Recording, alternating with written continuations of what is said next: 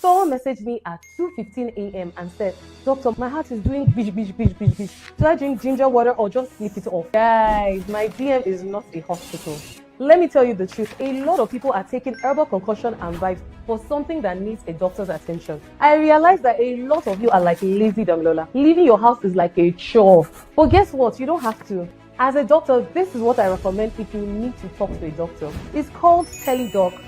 Just download the TeleDoc app and search for a doctor. You can book a video consultation and get your prescription, all without leaving your bed in your wrapper. I can see Damilola smiling. And I've not even said the best part yet. There are over 400 verified doctors on the app, including specialists across every field. Trust me, you'll be spoiled for choice. Doc, this boil in my bum has been there since 2018. Doc, I think I swallowed my earring in my sleep. Doc, my stomach is cold in the morning, hot in the afternoon, and this evening it's feeling anyhow. Please stop asking Google and your neighbor that has a diploma in catering science. If you want real Nigerian doctors that understand your language, your environment, your food, or if you want to avoid hospital queues, or you want to save time and still get reliable medical advice, download the TeleDoc app. But Damilola, if you're experiencing medical emergency like chest pain, severe bleeding, or anything that is life-threatening, please go to the nearest hospital immediately. The TeleDoc app is not for emergency or urgent care.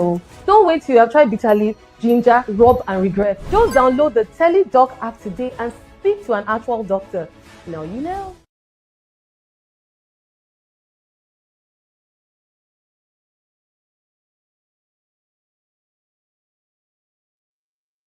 All right. Wow. That is amazing.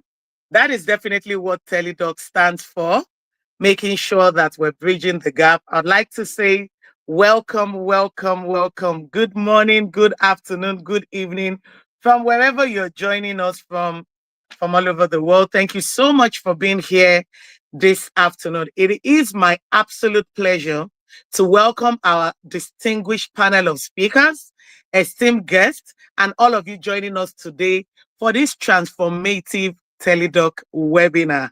I see you all joining already. I would please want you to tell us where you're joining us from. It's always exciting to know where you're joining us from all over the world. My name is Kiki Okewale, and as the CEO of TeleDoc, my team and I, we are extremely, extremely honored to be part of this important conversation on how to navigate stress, infertility, and the alternative path to parenthood. A topic that really, honestly, touches the lives of so many, yet it is often shrouded in silence. At the TeleDoc, our vision has always been clear. It is to bridge the gap between doctors and patients, making healthcare accessible, making it affordable, and compassionate. We believe that no one should have to face health challenges alone. And that's why we've created a platform where expert medical guidance is just one click away, removing the barriers of distance, of cost, and of stigma. Today's discussion is especially close to my heart because infertility and the emotional toll it brings are often overlooked. And it's very important that we have these conversations every now and then. The journey to parenthood can be filled with stress, with uncertainty, and even isolation. But it's also a journey where knowledge, support, and innovation can make all the difference. We are privileged to have with us renowned doctors and great speakers and specialists in this field who will share their expertise, insight, and practical advice on managing the emotional and the physical stress of infertility, exploring medical and holistic approaches as we go along, also understanding the alternative path to parenthood, from IVF to adoption to surrogacy, and basically understanding your mental state as we go along on this journey. So we have a blend of speakers. We have two doctors and two specialists in different fields who would be engaging with us today. So it's a full house today when it comes to our mental state, our health, and other alternatives that we can go through. Welcome, Oyekumbi from UK. I see you from Lagos. Hello, Kehinde. Hello, Joy. Hello, Olaniyi. I can see you all. Thank you for joining. Please keep dropping where you're joining us from. I can see your name. We're excited. I can see a lot of people joining us already. I'd also want to encourage you to send the link of the webinar to as many people as possible that you know would definitely benefit from this webinar. It's a free health webinar, but it's one that always changes the narrative. Every time we have this webinar, the feedback is always phenomenal. And the fact that you can always consult one-on-one with these doctors, even after today, is just mind-blowing. So before we begin, I'd just like to encourage you all to engage actively.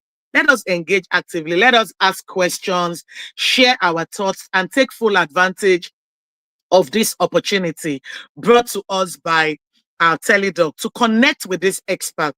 TeleDoc is here to democratize, healthcare, and your participation is very, very important. It helps us fulfill our mission and our vision to make sure that you have access. Once again, I would like to thank you, our incredible speakers. I really cannot thank you enough. Thank you for saying yes and for showing up and being here quite on time. Thank you so much. And to our audience, thank you for showing up for yourself and showing up for us as well. The conversation is going to spark change. It's going to spark comfort and possibilities. And so, without further ado, let's dive in as we welcome you to our first speaker. Welcome to the TeleDoc family, everyone here today. And please make sure you keep dropping your questions. We will get to all your questions before the end of the program. Thank you once again. And, when you see me up here, it means it's time for the next speaker. Thank you. Dr. Talabi Olushola is a globally respected physician, neurologist, and epileptologist. Dr. Talabi Olushola is a globally respected physician, neurologist, and epileptologist, renowned for his outstanding contribution to neurological medicine.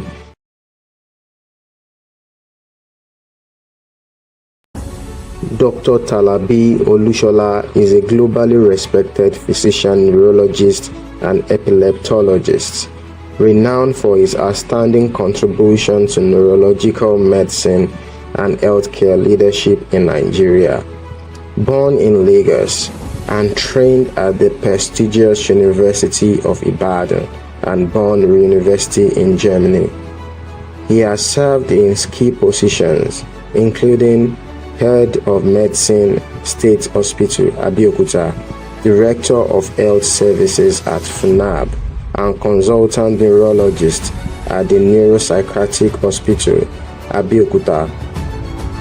A distinguished Fellow of the West African College of Physicians, Dr. Talabi is also a member of leading international neurological organizations with over 40 peer-reviewed publications and decade of service. He is passionate advocate for brain health, patient-centered care, and medical excellence across Africa. His work continues to inspire a new generation of doctors. Now, welcome Dr. Talabi Olushola Adetunji.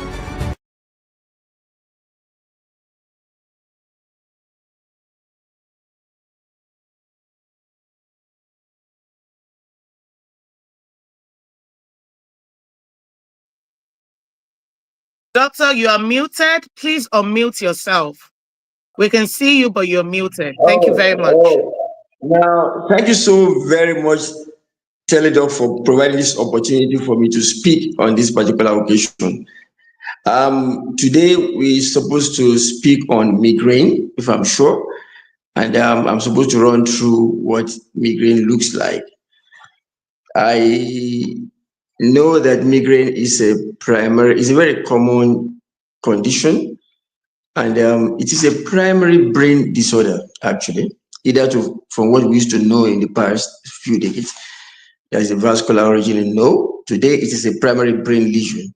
Has a lot of genetic connotation to it, and is known to have pain on one side of the head, though could be on both sides, but usually throbbing, and then you have people that have this tend to have headache for about 4 to 72 hours according to the International Society of Headache, though these vary within a large spectrum of hours.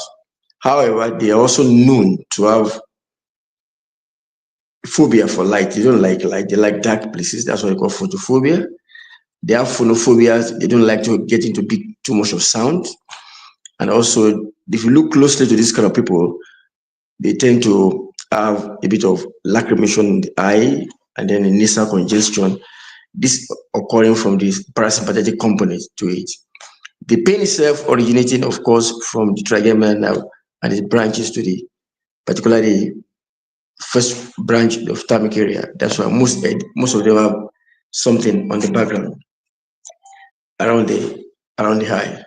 That's all. It's a quite debilitating. It's a very debilitating illness that time and time again you need to really sit down to look at it.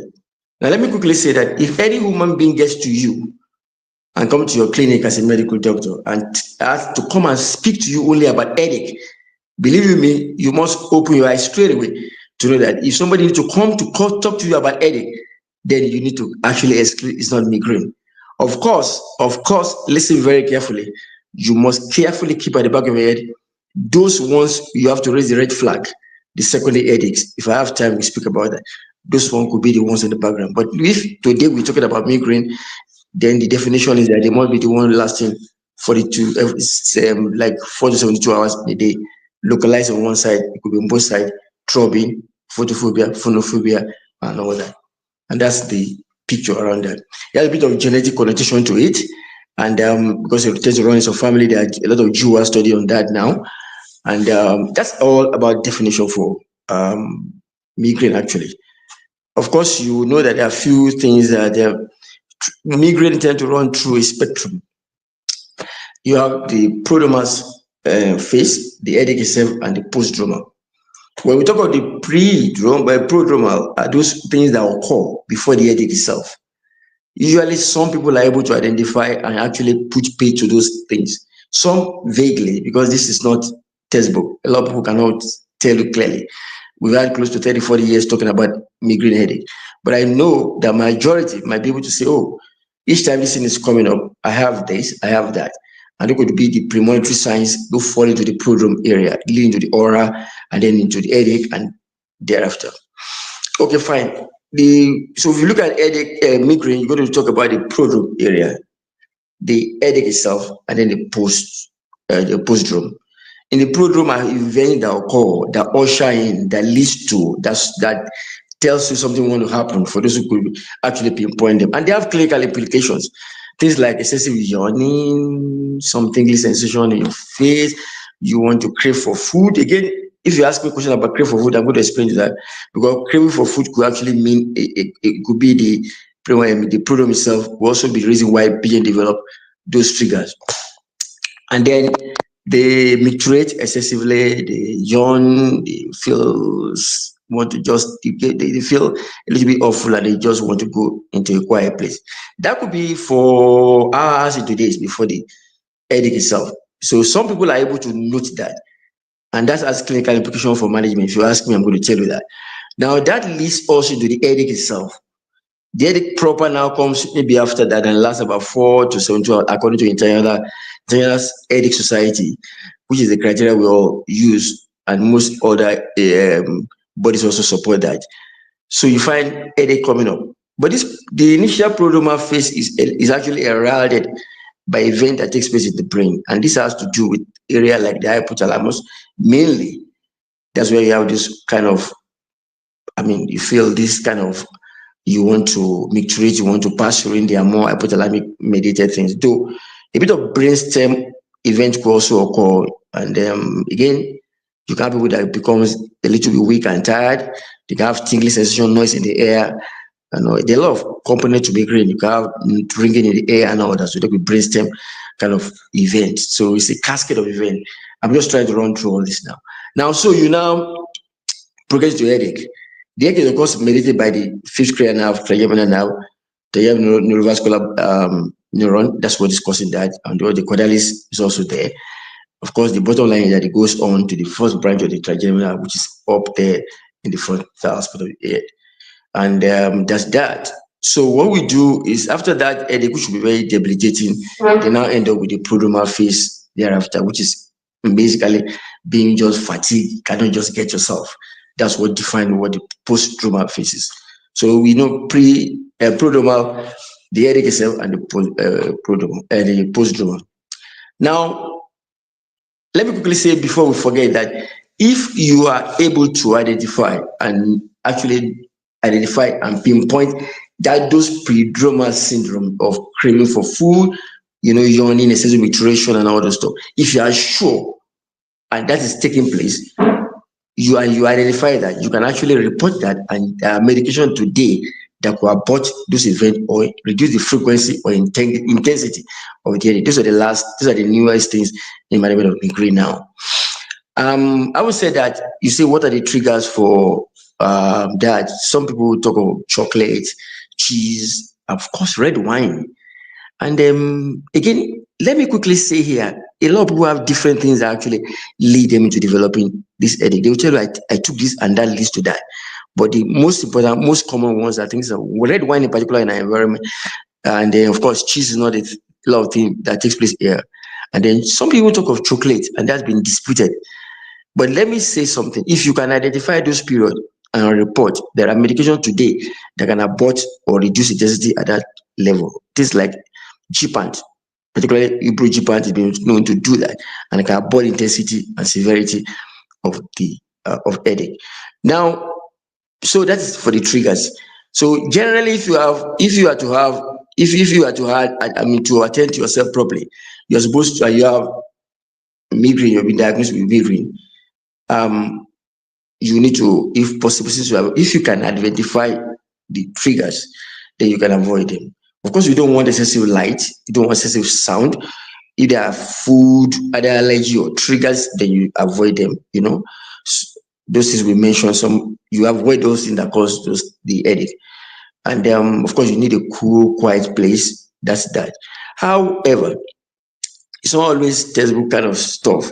You might have difficulty in achieving that. So we have to go further and individualize the symptoms and treatment for those people.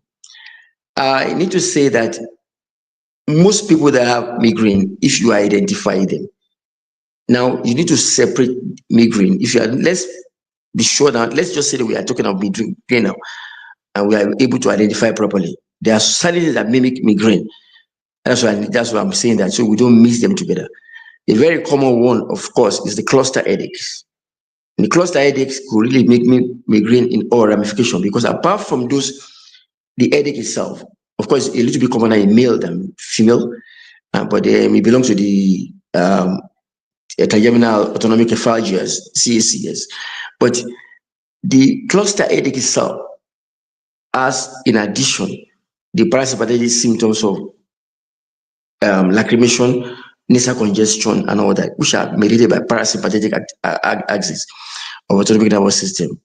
This could be a lot of issue of confusion between cluster and migraine. However, if you look closely, a cluster headache runs paroxysm, and then stop for a while. It could be months, it could be weeks, it could be months, it could be years. And then when it returns again, a bout of all those things again, and then leaves you a while. That's why it's called clusters. It runs like that, and it doesn't leave. It could last weeks, days, months. But when it leaves you for a while. It could be weeks, months again before it comes back. But migraine is not that. Migraine is quite episodic, and so it doesn't do that. So you have to separate those two. So the most important thing that is that the diagnosis of migraine is largely clinical. It's largely clinical. There's no laboratory investigation, no CT scan, no MRI, no angio that tells you this is migraine. It's a clinical diagnosis. You have to follow the parameters to be sure that this has 4 to 72 hours, unilateral throbbing, and the patient have photophobia, and all that stuff. These are the things that make that kind of impression. And so you must separate it from tension headache, from cluster headache. Of course, tension headache is another one.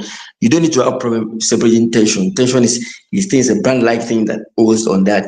It doesn't follow the normal pattern of the sequences of the migraine headache. Of course, we know that things that can mimic headache, of course, migraine is the cluster headache number one, like I mentioned. Things like the tension headache should really not confuse anybody, but let's put it there. But however, you must be able to exclude any headache that is disturbing. You must be able to turn on the red flag to exclude secondary cause of headache. If you don't turn on the red flag, you might miss secondary headache, which could be catastrophic. And that is that. Because this is largely clinical, we need to hold clinical. Now, how do you manage a confirmed migraine? First of all, you need to talk to the person. You need to sit the person down, counsel the person, and let the person know, educate the person. This is what is going on in your brain. It's a primary brain disorder, no other thing. That's the definition of migraine. It keeps coming and going, recurring, and it fulfills all those criteria that are listed in ISH. Fine. So you now sit the person down. You need to do a lifestyle modification. Things that triggers this, avoid them. Things that makes it worse, avoid them. Quiet, cool place, stay there. Report to your doctor. Avoid this diet that causes that, and then use your medication if as when prescribed. Today, what we tend to do, there are two modalities of management of migraine. Is that abortive to stop ongoing, about to happen ongoing. We tend to want to stop them early these days. We don't want it to occur. So if somebody could actually preempt that something want to happen in the prodromal phase, we abort this event of headache by using drugs. A typical one I told you is ubrogepant. Ubrogepant, the gepant has done so well, and most other gepant perhaps are doing so. We have CGRP, another drug, and we have PACAP, the pituitary cyclase activating polypeptide. They're all doing very well. So, but today that's the direction. Now, for those who have more than 4 headache days in a whole month, that calls for you to want to do some prophylaxis in them. This one that need to take medication to prevent or abort, not to abort, to prevent the thing coming up. Those ones are the ones you use, the beta blocker, propranolol, and all the stuff, antihypertensive, kind of statin, topiramate and stuff like that to keep them down. So those who have more than 4 headache days in a month, which you can demonstrate in about 3 months sequence. This person need to have drugs to prevent these so-called frequent headaches. If they are not that frequent, you might not need to use preventive measure. You only use drug to abort them, and that's the take. Yeah.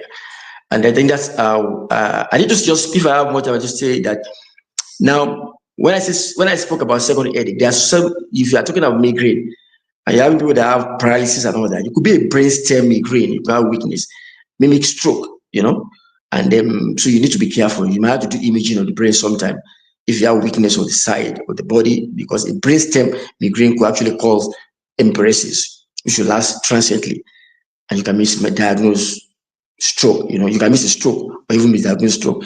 So there's nothing wrong in doing imaging to confirm you don't have that. To be sure you can attend to the patient and attend to the emergencies. I think that's the direction to go in that.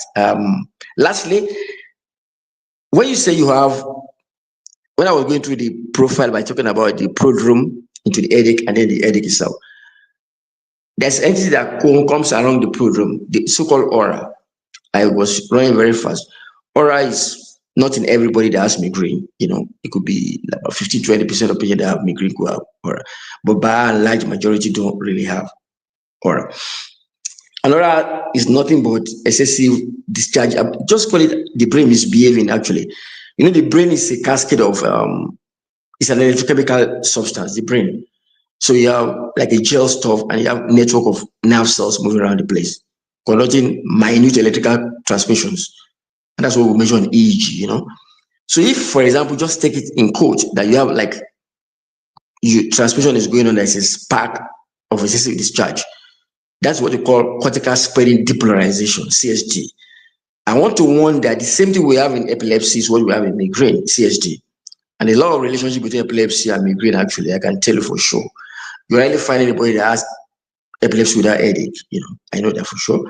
And then for migraine, you need to look out. They have so much closeness, even in the brain, in their pathways. So we tend to have an EEG sometime. And some of the medication we use for migraine are actually anti-seizure medications, no doubt about it. And that's the reason why that is that. So I think Thank you by so and large, much, doctor. sir. Um, I know there's a lot to say, and we're going to be responding to a lot of questions. And so we'd want to give room so that people can drop their questions. So please stay with us. I've received a couple of messages that some people are finding it hard to drop questions. However, some people are dropping their questions on Instagram. So we will be reading the questions out. This topic about headache, honestly, is one that I'm particularly interested in because um, every now and then people don't put so much importance to headache. They feel, oh, it's just a slight headache, but it can be more than that. And thank you for, eating and talking about some of the reasons, the triggers. But we will be back. Thank you so much, Dr. Lushola, for Thank talking you. to us about migraine. Very, very important topic. Breaking the Thank cycle you. of pain, triggers, and misdiagnosis. And I know that we haven't touched on everything. We will still touch on that, but I would love to bring our second speaker upstage. So let's have the bio. Thank you. If you have questions, please drop your questions. We'll be reading the questions and they'll be answering all your questions, both on Instagram, Facebook, and on YouTube. So please drop your question wherever you're watching us from. We will get to the question as we go along. Thank you very much. Bio, thank you. Mrs. Akinwumi Judith is an engineer by profession, a successful entrepreneur by passion, and a devoted mother. After facing the painful challenges of infertility and trauma due to illness, Judith founded My Surrogate Twins Agency in 2019, determined to help others avoid similar struggles. She created a platform to support families worldwide who face health issues or other obstacles that prevent them from carrying their own pregnancies. Judith's own journey to motherhood was made possible through surrogacy, and now joyfully raises her two surrogate-born twins daughter, aged 5. Now, I present to you the founder of My Surrogate Twins Agency, Mrs. Akinwumi Judith.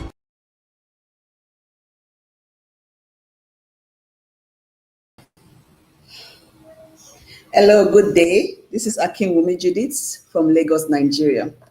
It's a big honor to speak today here. My name is Akinwumi Judith, as I just said. I'm the founder, the CEO, My Surrogate Twins Agency. My Surrogate Twins Agency was founded in 2019. I began this agency due to my experience of seeking a surrogate mother for my own personal journey. After waiting for 13 years and having 8 miscarriages, years ago, as a mechanical engineering undergraduate, I never imagined I would not practice my course. I actually did practice for a few years before an early marriage. Due to an early marriage, I actually did practice for a few years while I was married. I married very early.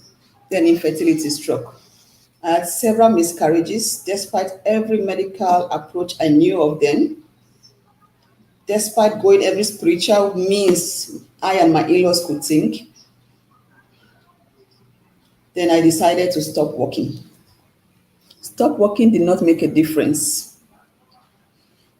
But one day, I learned of surrogacy. While scrolling online, I learned of surrogacy, and I thought, that's why I get pregnant. My husband's sperm is good. That's why he can pregnate me. Why have I not thought of surrogacy before? So I pursued the idea, researched good hospitals that my budget could carry. Finally, I saw one. So I had the idea. I had the money, but I didn't have a career. Where do I start from? So I advertised for one. After screening a few ladies, I thought I had the best. This lady was so loving. She was so encouraging. So I didn't think too much when I invited her to my house to spend the night before we flew to the location where the affordable hospital, which was also good, was. That night, she happened to see a little level of wealth, not wealth, comfortability. And so she thought to herself, especially as she flew in a plane, that she subcharged us and she now requested more money. At that point, we had already tested her, given her drugs, but we thought to ourselves, if we continue this process, this girl will blackmail us and blackmail us. So we ended the process there. We found a second surrogate. This one did not change the goalposts, but she grew cold feet along the way. We had to end that process also. At this point, I thought to myself, I should calm down and study this industry that I am trying to use. I spoke to other women who had done surrogacy. I learned a few things. I got a lawyer, a surrogacy lawyer. And so when I was sure I had the right person and the legal work was in place, I started again. And this delay, this process paid off. The knowledge I gained paid off, and we were blessed with twins. So from the moment this new surrogate was pregnant, I could not help but tell everybody. I was excited. I even made a post on Ireland then when my twins were 3 months old. That post, I can proudly say, helped a lot of women to be more open to surrogacy. The significance of proper legal documentation. I come across people daily because I run a surrogacy agency called my Surrogate Twins Agency, who tell me that their sister wants to carry for them. And so because their sister is carrying for them, sometimes for free, they can't impose and force them to sign agreements. It's even beyond them not even able to force them. They allow them to live in a way that is detrimental to the pregnancy journey sometimes. It's a good idea. It's gracious for a sister or a sibling to want to carry a pregnancy for their loved one. But if there's no agreement, don't go for it. What if tomorrow she tells you the child is her own, that she can't release it? What shall you do? What evidence shall you tender? So not only should agreements exist, they should be detailed, and always seek the services of an experienced surrogacy agency or at least a lawyer who has been in the field to draft your agreements, to seal your agreements, so that you can impose them if ever there's a need to. Now let's talk about why some couples decide to hide that they are using a surrogate. Sometimes ladies come to me and ask, okay, how can I code it? Some wear pregnancy bombs. Some travel to their village or abroad and come back and say they got pregnant there and come with a baby. But why all this? Why do people go through all these measures to impress a society that hardly cares about them? At the time my surrogate put to bed, for instance, I left her in the hospital with my husband and my babies and took a ride home because I needed to get some groceries and all that they needed in the hospital. I got home. As I was entering my compound, I met my neighbor, a man. So I told him, we just put to bed, we had twins. The man looked at me like, no be you where I see. I've been seeing you for how many months? So I now explained, oh, we use a surrogate. The naming is this Saturday. He was shocked, but he told me congratulations. His wife calls me later, some weeks later after the naming, and tells me, my husband was shocked the way you told us so. But I agree. If you didn't tell us like that, we would have thought you bought a child or you went to do some illegal thing.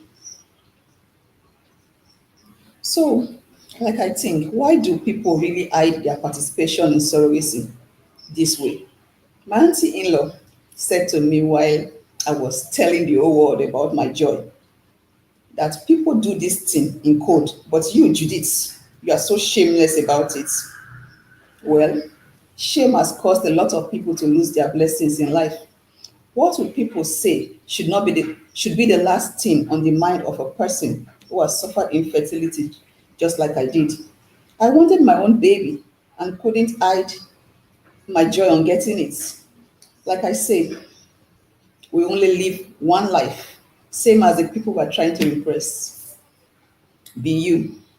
Live your life. Maximize your time on it. Thank you.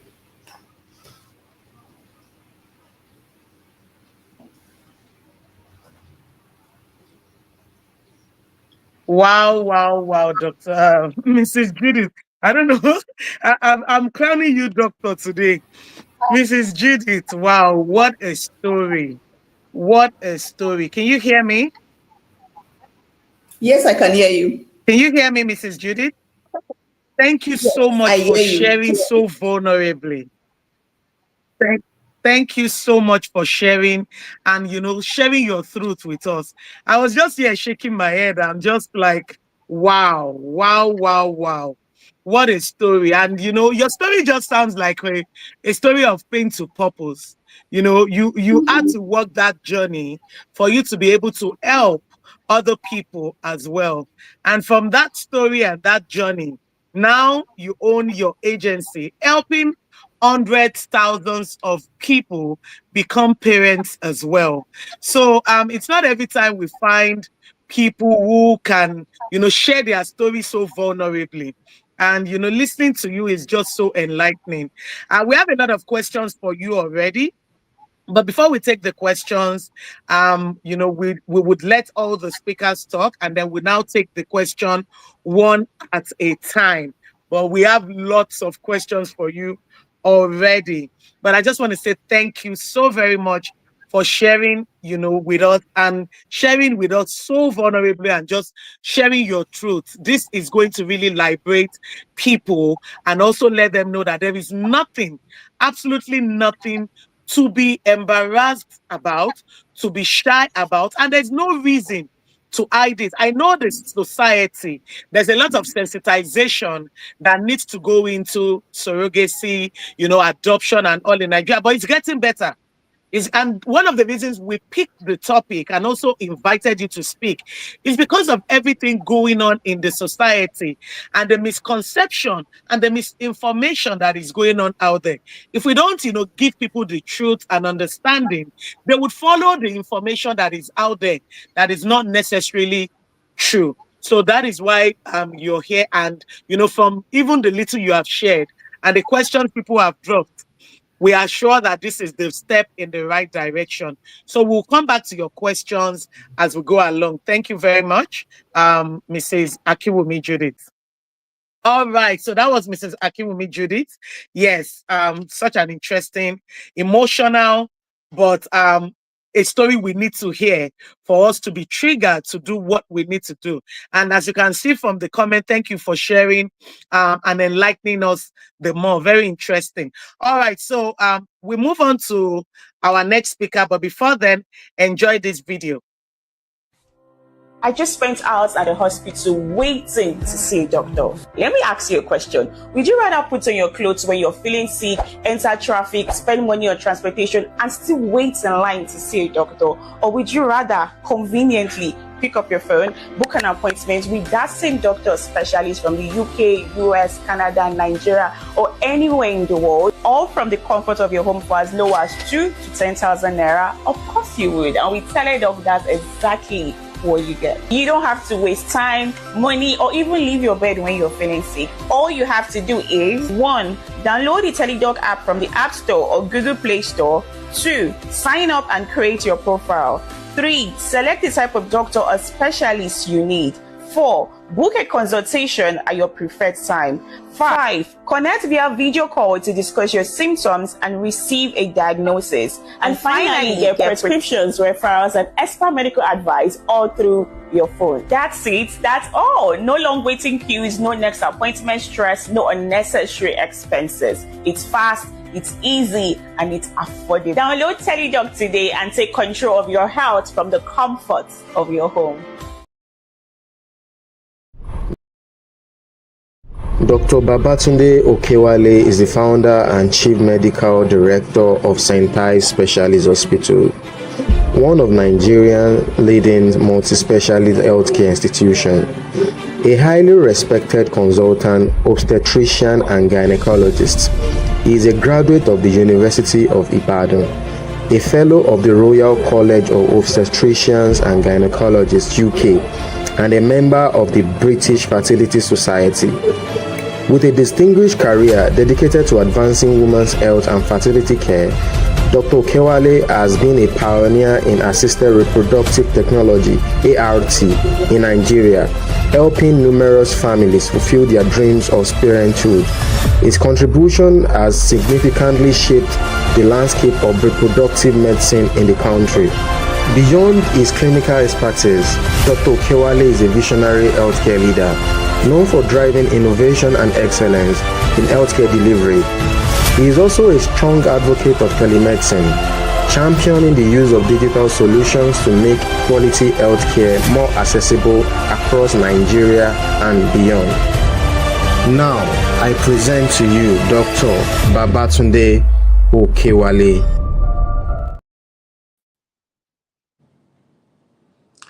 Hello, everyone. Thank you. I really want to thank TeleDoc for giving me this opportunity to be able to talk to women about hormones. I also really appreciate Mrs. Judith Akinwumi. Her talk was really inspiring. I'll quickly go on and talk about hormones. Now, a woman is as healthy as her hormones are. Right from the time of adolescence up to the reproductive age, menopause, and post-menopause, what controls basically the health of a woman are hormones. And the female hormones, particularly estrogen and progesterone, plays significant role in regulating various bodily functions in a woman. And this includes her menstrual cycle, her fertility, her mood, her bone health, her skin, and her hair health. I'll quickly explain these hormones and where they are formed from. Now, at the base of a woman's brain is an organ called the pituitary gland. That organ produces three main hormones: LH, called luteinizing hormone; FSH, called follicle stimulating hormone; and prolactin. The job of those three hormones are to act on the ovary of a woman every month. And they act in such a way that in the mid-month, they will act on the ovary to make the ovary to produce an egg, which we call ovulation. That's their job. And they do that every month. That's what they are supposed to do.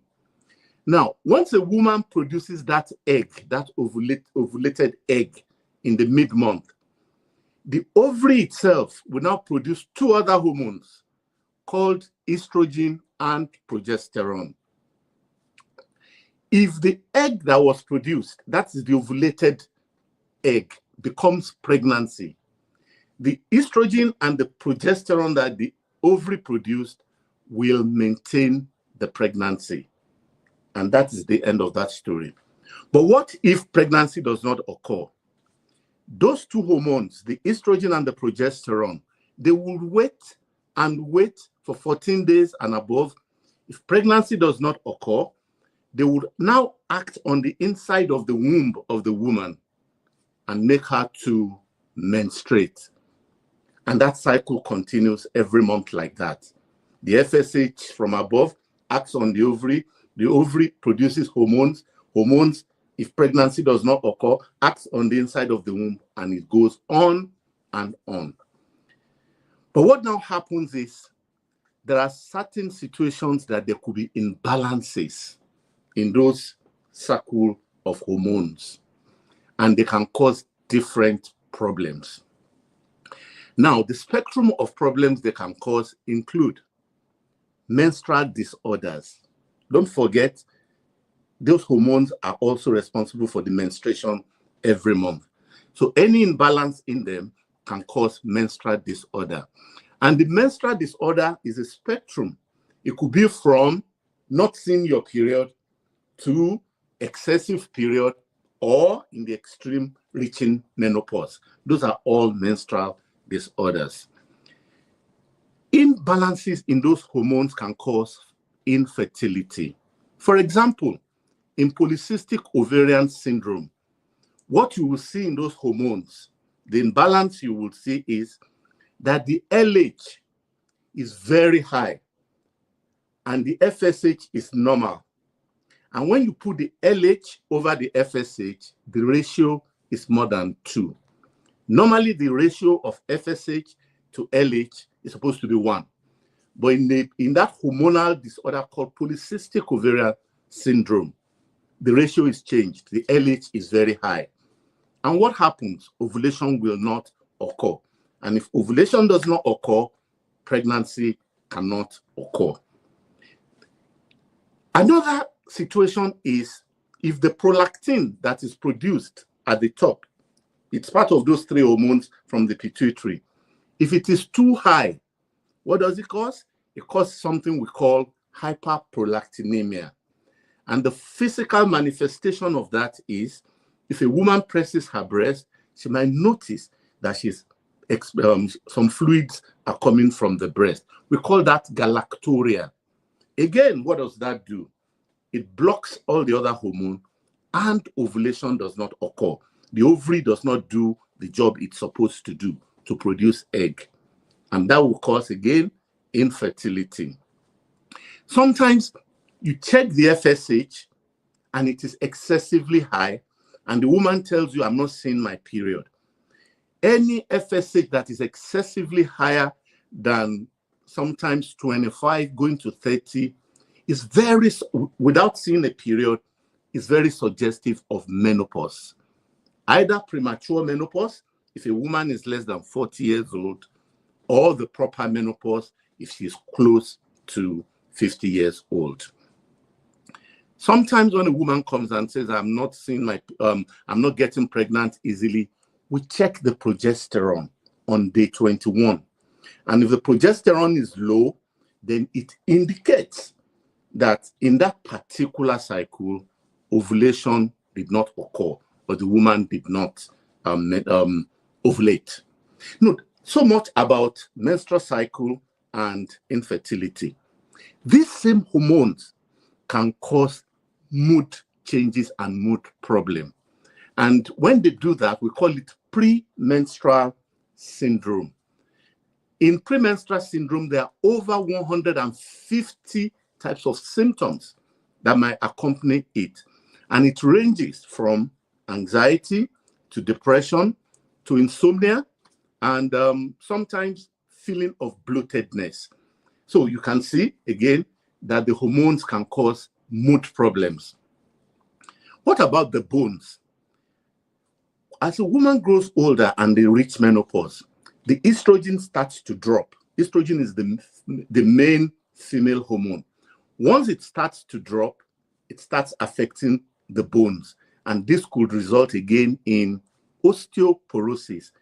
The bones become brittle and they can easily break. That's a big problem for a lot of women who have reached menopause and their estrogen has dropped significantly. Sometimes we might have to give them what we call hormone replacement therapy, which mostly is something that contains a lot of estrogen.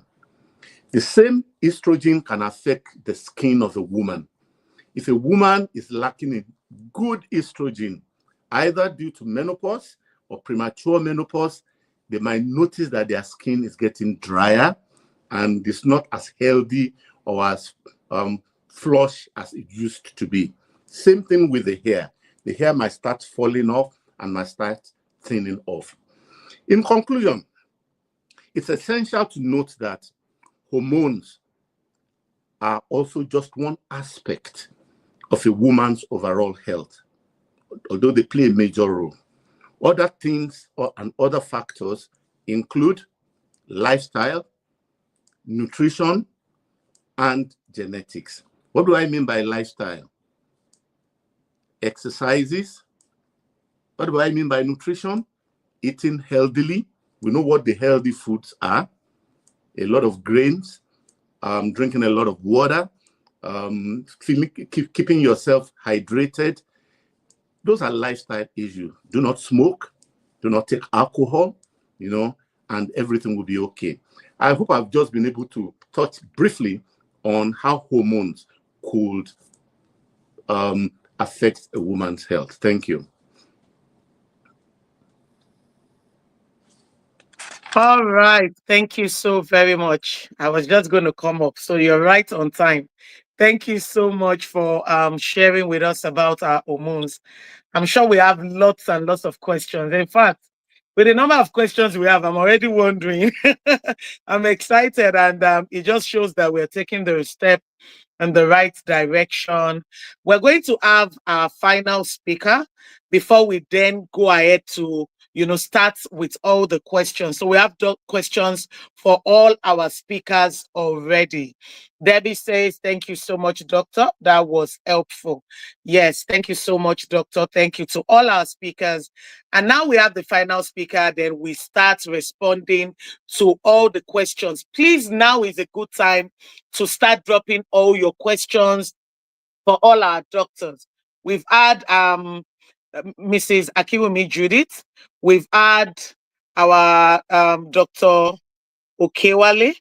We've also had our doctor that talked about migraine. That is very, very important. Migraine is one key thing that Dr. Olushola talked about that a lot of us don't pay too much attention to, but it's very, very necessary. So we have questions for all our doctors already.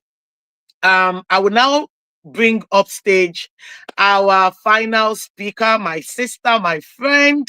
But before then, please listen to her bio. Thank you. Today's guest is a true visionary in the world of healing, transformation, and wholeness. Adeola Kingsley James is known globally as the soul awakener and inner harmony expert. She is a clinical hypnotherapist, therapist, coach, teacher, trainer, author, and life strategist for powerful women, visionaries, and purpose-led leaders. Adeola is air. She gives people a reason to live, love, and breathe. She is light. She brings clarity, awareness, and understanding. She is love. She loves because it is who she is. She is a lighthouse who leads people to their destination safely. She is a creative force who taps from the source of their being, and she is an example on earth that God exists. Her work helps high-functioning soul heal from silent trauma, break toxic patterns, and become whole again, so they can lead, love, and live from a place of deep alignment and inner peace. Her mission? To raise 10 billion thriving, flourishing women, living lives of purpose, wealth, and meaning. I promise, you will sit, you will speak, you will ignite, and you will shine. Please welcome the founder of Owning My Greatness, Adeola Kingsley James. Good afternoon, everyone. Thank you all for having me here. Thank you, TeleDoc, and thank you, Kiki, my sister, and all the doctors that have spoken. I'm very excited to be here. Let's get right into it. So today, the first thing I'm going to say to everyone here is that you were not born anxious. You were born enough. Now, in a world that profits from stress and hustle, reclaiming your peace is a radical act and necessity. So this talk is designed to do one thing: help you understand the link between your mind and your body, and how your healing begins not from doing more, but from remembering who you are. We're human beings, not human doings. And the truth is that you were never broken, or you were never born, you weren't born sick. You were never created to live burnt out, anxious, or emotionally disconnected. You were just programmed to believe so. So today we're going to talk about something that no one taught us in school. And it's the very thing that will save your life. It saved mine. So I'll share it with you: how to reclaim your peace, your emotional strength, and ultimately your power in a world that seems determined to steal it. Let me ask you a question. Are you constantly tired even after sleeping? Do you feel anxious even when nothing is wrong? Do you feel or find yourself surrounded by people, but you still feel alone inside your own mind? If any of those things you said yes to, I'm here to say that you're not broken, you're not weak, you are simply disconnected from your truest self. And today, hopefully, I'll start in sharing how you can heal that. Now, I want us to picture a phone that's been on 3% battery for weeks. Imagine a phone, 3% battery. What would happen to that phone? It will glitch, it would lag, it will overheat, it will not be, I mean, the battery goes, the light goes down, all kinds of things start to happen to the phone. The phone malfunctions. Now, that phone is you right now. Well, a lot of people, maybe not you directly. And the truth is, you're not emotionally exhausted because you're weak. You're emotionally exhausted because you have stayed too strong for far too long. You have held the weight of everyone's needs whilst ignoring yours.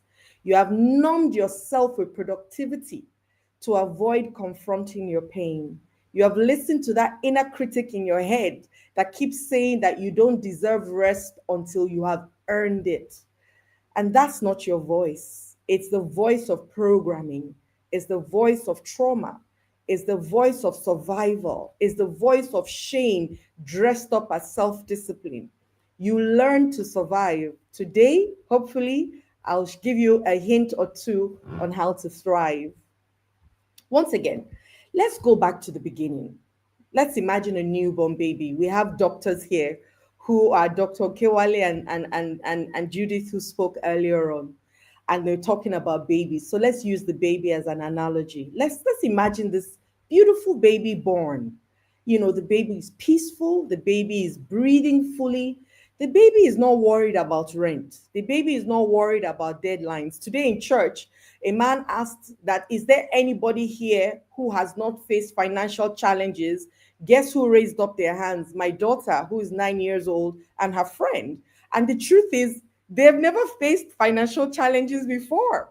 The rest of us adults, we didn't raise up our hands, and the whole church started laughing because it is true. Young children don't face that challenge. They trust that mommy and daddy will sort them out, right? They're not thinking about their weights, you know? Am I too thin? Am I too fat? Am I too yellow? Am I too black? None of those things. The baby feels safe, seen, and sacred, just like we all felt when we were born. But somewhere along the line, life began to chip away at that knowing. We started getting expectations, comparison, criticism, performance. You learned to shrink yourself to be loved. You learned to hustle to be seen. You learned to silence yourself to belong. I'm going to share a quick story of a client of mine who came to me on the edge of collapse. She had panic attacks every Monday without fail. When we traced it back in therapy, it wasn't the pressure of her career. It was the pressure of a single sentence that her mother said to her when she was 7. You better not fail, is what her mother told her.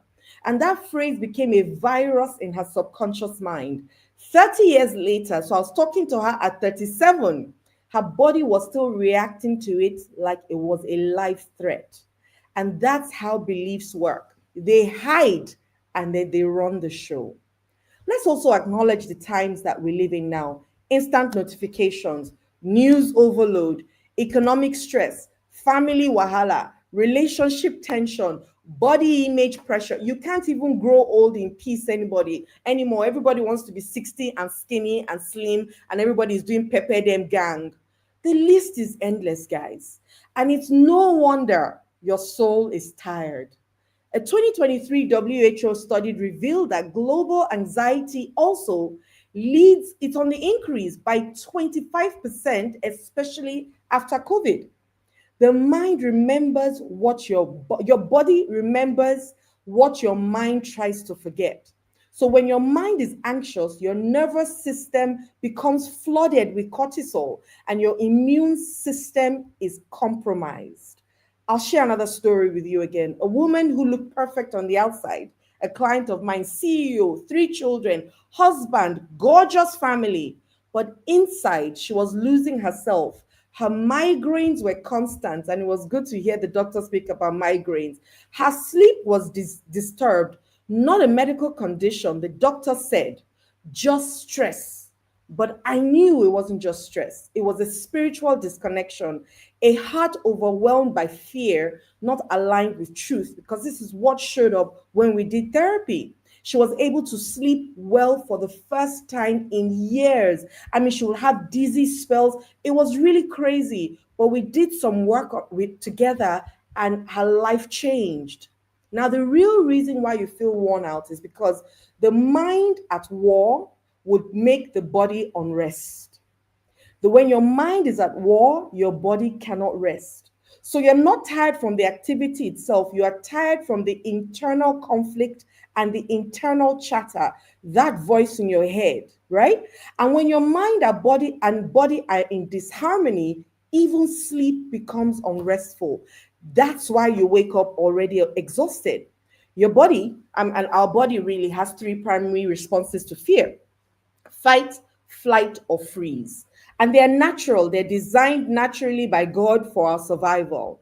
But your brain doesn't know the difference between the lion in the jungle and a toxic boss. Your brain doesn't know the difference between a war zone and a traumatic memory. So your body stays on high alert all the time. And that's why you have palpitations, you're sweating, your stomach is, what happens also? Your adrenals pump cortisol like it's fuel. Your nervous system becomes your enemy. Digestion slows, inflammation rises, sleep becomes shallow, you get sick more often. And I'll share another client of mine as well. She was, once again, body pains. It wasn't her posture or screen time. She revealed a core belief that she had: rest is laziness. There's something we say, it's only when you sleep you die, or you sleep you rest. Rest is laziness was what she kept on saying to herself. So her nervous system was conditioned to reject calm. Once we reprogrammed that belief, her migraines and body pains vanished. It was the power of root healing. So you see, your word is your wand. Abracadabra, that word we say, actually means I create as I speak. So you are casting a spell on yourself with the words that you're saying, because the words that come out of your mouth is creative. It molds your reality. And there's this self, once again, we talk about this self inner voice soaked in criticism, fear, and despair. What happens? Your body suffers. So to reclaim your peace, we must reclaim your thoughts and your words. Let's do a little practice together. And I want you to start to say this with me. And maybe later, find things that can help you. But today, let's just practice together. So everybody under the sound of my voice, just say this. Put your hand on your chest and say, I now cast out all anxiety and declare peace over my mind. I am peace. I choose peace. Let's say that again. I now cast out all anxiety and declare peace over my mind. I am peace. I choose peace. Right?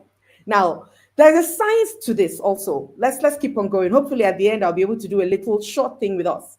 There's a science to how your thoughts control your body. And when you change your picture, you change your chemistry. Here's what people don't realize most times. Every thought you think creates a biological response in your body. So it sends a chemical messenger, a cocktail of hormones that instruct your cells on what to do next. Now, I want you to imagine that you're in a space, and let's also do that quickly. I want to show you right now as we're speaking. Close your eyes and imagine that you're in a place of danger. You are not safe where you are. You are in a place of danger. Maybe you can recollect a time when you felt not at ease. You felt like, oh, my life is threatened. How is your body feeling right now as you're thinking about that thing? Your muscles start to move. Your things start to happen in your body. But in the same breath, I want you to think, keep your eyes closed. I want you to think of a time where you felt very supported, very safe, and completely at ease and at peace. And what's happening? You'll find out that at the time where you were thinking about the negative thing, your body was tensing up. But when you started to think about the positive thing, your body started to relax. And that's called neuroplasticity. It's your brain that is telling you that you can change your brain, which is great because as you rewire your brain with the repeated words of negative things, you can rewire your brain to repeated words of positive things, which is great. Another client of mine, and I'm sharing all of this because I've had all kinds of people come to meet me to say, oh, I'm having this challenge, help me here. And this woman actually had irritable bowel syndromes for 5 years. Medication couldn't help her. When we went through therapy, she uncovered that she associated food with punishment. And her parents used food as control, as a form of discipline when she was young. Once we released the trapped emotions and rewrote her story, her gut finally relaxed. And she called me 2 months after and said, I can finally eat without fear. My question, what are the things that you have told yourself that is making your body react the way it's reacting? And everything that you've done, every test you've done has said you're good, but your body is still on high alert. Your body is not your enemy. Your body is your messenger. I tell a lot of people that a lot of our diseases might be rooted in your subconscious mind because I've seen it happen me to myself and to other people as well. In truth, your body is responding to the beliefs that you have rehearsed over and over again. Words like, I am so tired. I just can't deal. This life is not bearable. Nothing is working for me. Your cells believe it and they act it out. I had a woman who came to me with chronic fatigue. She had been repeating this affirmation unintentionally for years. Life is hard. Life is too much. Her body obeyed, and for us to change it, we now had to start to say, life flows through me with ease.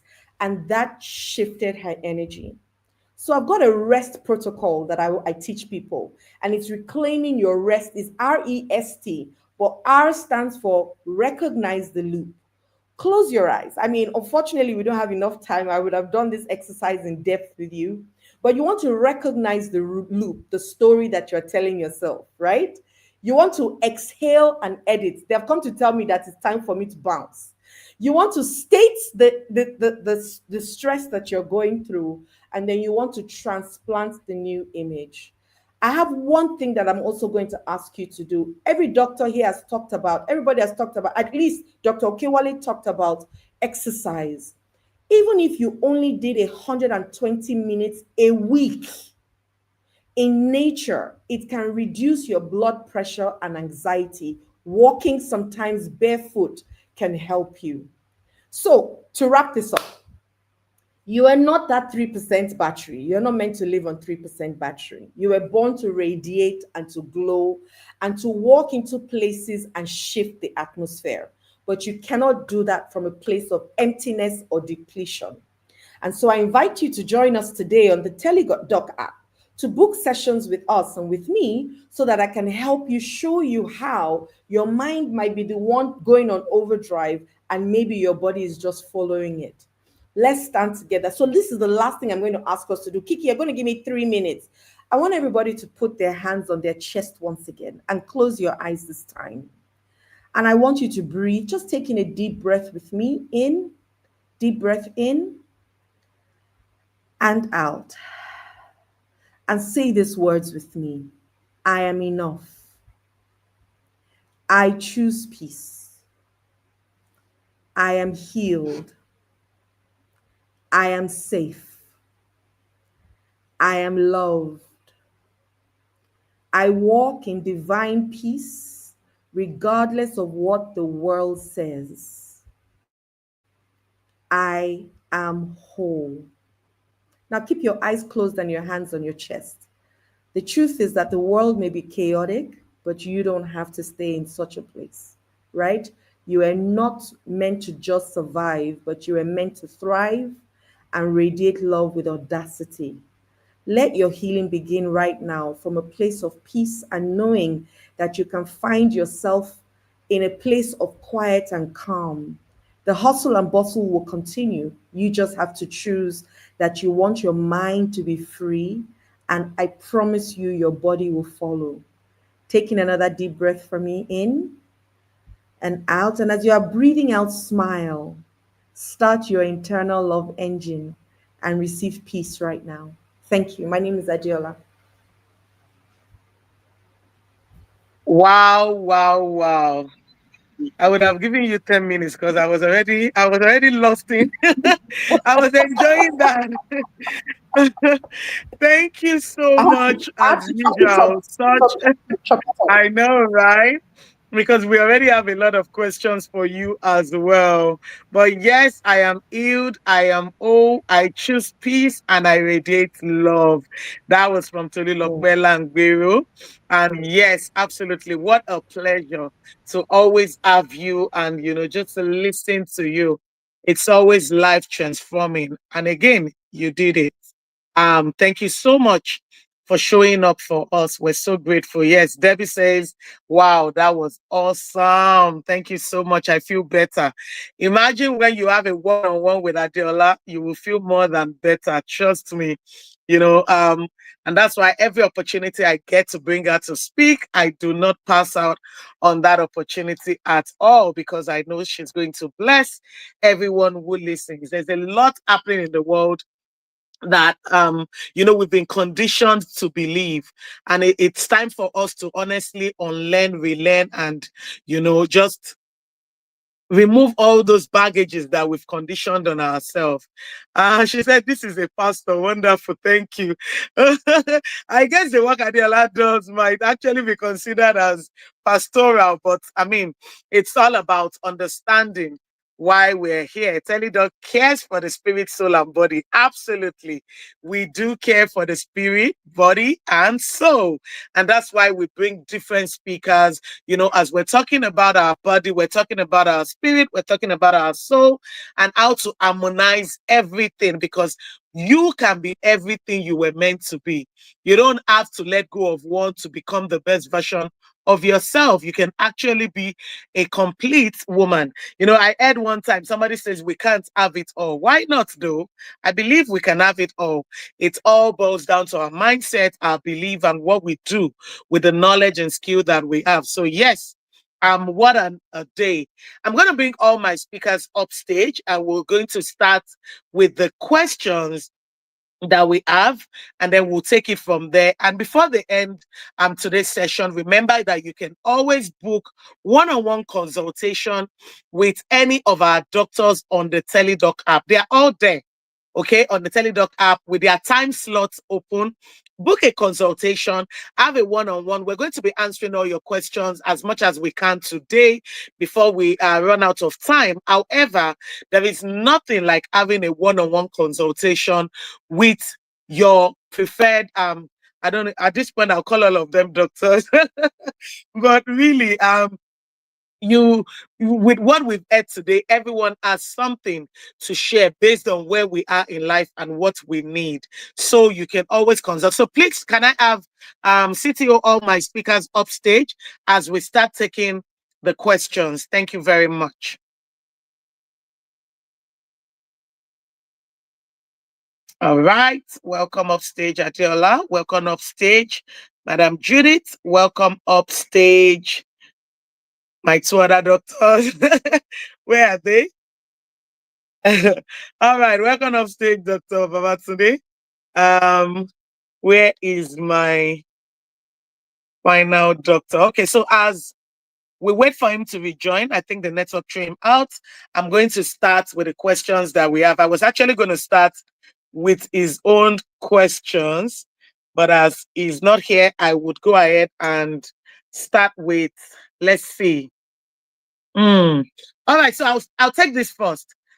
Okay, the question is actually for Adiola. Panic and anxiety attack is not a big topic in Nigeria, and some doctors don't even know what it is. As someone battling this for over 2 years now, What is the best way to manage this for Mrs. Adeola? So you need to book a session with me. I've got to ask you quite a number of questions. You know, with questions like this, there's always, I mean, there's no, you can't not just, or you can't just have anxiety and panic. You first had a thought. That thought led to the panic and anxiety. That's what I need to ask you. I need to ask you what those thoughts are, because it's panic and anxiety are learned behaviors. We didn't come into this world. We had only two fears when we were born: the fear of falling and the fear of noise as babies. Every other thing we learned. Everything else, my bum bum is too big, my leg is too fat, my head is, everything else, you know, I will fall, we learned. So for you to, something must have happened that created the panic and attack that you might not even be conscious about. So you've got to book a session with me for me to be able to find out what it is. However, having said that, when you find yourself in that place, is your body reacting to a thought? So ask yourself, what thoughts am I thinking now that is hurting me this way? And you can put your hand to chest and just take deep breaths. 4 breaths in, hold for 4, and breathe out 6. So you do 4 in, hold for 4, and have 6 long breaths out. And when you're breathing out, breathe in with your nose, but breathe out with your mouth.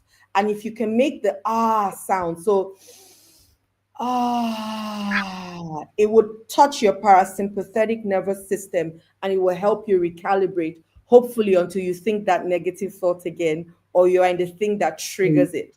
But 4 in, hold for 4, breathe out 4, and exclaiming ah with your hand on your chest, because it's also telling yourself that all is well. That's what you can do for now until I talk to you and I can find out why. All right, thank you so much. All right, so this question is for Madam Judith. Do you really have to know the surrogacy mother by face? I thought you don't have to know each other. Is a contract between two? Okay, I'm here. All right, so I think the question is just about, you know, we hear a lot about surrogates and surrogate mothers, or they don't get to know each other. You know, it's between, you know, an agency. I believe you understand the question based on the information you shared earlier, talking about the fact that you knew the surrogate, you traveled together, the person got to know you and feel like they know your life and they expected more. So it's different from the information that we know now that, you know, surrogates are not supposed to know who they are helping at that point. So can you share a little bit of more light on that? Thank you. Okay, so like I always say to people, it's your choice to know or not to know. There are reasons why you should not know, for such things as the blackmail. But when you are dealing with immigration issues, most times they want to know that you know them and you got consent from them. So at that point, they might get to know your name. But if you still don't want them to know you, meet you, that's still fine. Okay. So that's an option that is open to whether you want to know or you don't want to. That decision, is it based on the mother or the surrogate or the person or the hospital? So who makes that decision whether you get to know each other or you don't get to know each other? The decision is made by the commissioning parents, not the surrogates. Okay. All right. So the commissioning parents that actually feel if they don't know the surrogate, it means the agency actually did not give them a surrogate, or there was some manipulative thing in between. So I try to make it a blindsided way. You get to know the surrogate doesn't get to know you. It's a way you can do that. Okay. All right. Thank you very much. So somebody asked again. Yes. They don't meet, but you get to follow the process and know that she actually was there. One-sided. All right. So, about the cost of surrogacy, we don't discuss cost on webinars like this. I would recommend that you book a session with Mrs. Judith on the TeleDoc app. I believe there are questions that you will be asked and information that you would share. That would bring together what the cost of surrogacy is. But we try not to talk about money when we're here. We focus on how we can help. So we still have more questions for both speakers, but I like to share the questions round so that each person can answer a question. How can I protect my egg if I'm not ready for pregnancy and I am over 30 years old? Banking. That's for Dr. Okewale. Okay, thank you so much for the question. There's something we call fertility preservation now. Eggs can be frozen, and they are usually, let me quickly explain one thing. The quality and the quantity of the woman's egg starts to decrease as she grows older. And that's why you find a lot of women find it easy to get pregnant when they are younger. But from age 35, the quality and the quantity starts to decrease at a very fast rate, such that by age 40 for most women, it becomes increasingly difficult to be able to achieve pregnancy. And again, it's due to the quality and the quantity. But there are some women, for various reasons, either for career purposes, or they've not found the right partners yet, or celebrities, actresses, and the rest, that want to pursue their career for longer times. In such women, they are taking advantage of what we call egg freezing. And how does that happen? They freeze their egg before age 35. So if they decide to get pregnant or to do IVF at age 40, 45, their egg is still less than 35. And it gives the kind of success rate you would expect from a younger woman. So that's the whole basis of freezing. You can easily do that. And the technology is available here. All right. Thank you so much, Doctor. All right. So over to Dr. Talabi. I take PCM every day for headache. Is there something wrong? Well, I guess you should. If you have headache and you are taking those kind of medication, you need to talk to your doctor. I believe he or she will need to question you as to why you are using this medication. In the first place, headache every day. You have to be careful. It's not. It might mean something might be going on that you need to attend to. It could be a visual problem, refractive error. It could be glaucoma and lose your sight forever. So you might need to see your doctor who examines you and go through the gamut to be able to be sure that you are not losing anything. And if you have a slow growing tumor in your brain and all those stuff, it could be another sign of you having to take drug every day. So you need to see your doctor to separate that. For so long has their own consequences on you, particularly your kidneys in particular. And so I would not advise you to just be taking them. I know a lot of people take all those combinations every day, and then we keep talking to people about why they should actually avoid doing such. So my advice is she should need to see a doctor who will talk to you, analyze why you are having this headache, and then possibly investigate where there is need. I think that's where we end it. All right. Thank you very much. I think you should also book a consultation. Obviously, if you are taking PCM every day, there's something that is not in the right place. But please book a consultation with Dr. Talabi so that questions can be asked. Now, there are personal questions that needs to be asked for most of the questions, and that's the truth. It's not a one cap fits all for everybody, and that's why it's very important that you're able to talk one-on-one. Now, this question is for Adiola. I have been stagnant for a long time, and that's putting lots of stress on me. How can I move out from this point? And, we have questions coming in from Instagram, from Facebook, and of course, YouTube. So we get to bring some of these questions. So I'm trying to answer questions from all of these various places. So if I don't get to your question here, please forgive me, but I'm just blending in all the questions. Over to you, Madam Adela. Once again, like you just said, there's what is making you stagnant. The first challenge I hear is that you are not clear about what you want, right? That's the first thing, because if you clarity brings movement. So if I asked you now, what do you want? You most likely don't know. But if I asked you, what don't you want? You most likely know. And that's also a problem, because most times we know what we don't want, but we never know what we want. And because of that, because we don't know what we want, we're stuck in a circle. It's like waking up in the morning with no place to go to. You come out of your house, you will go left, you will come back, turn right, you will go right, turn around, roundabout, come back. If anybody asks you, you say, I'm busy, and you are. The question is, busy doing what?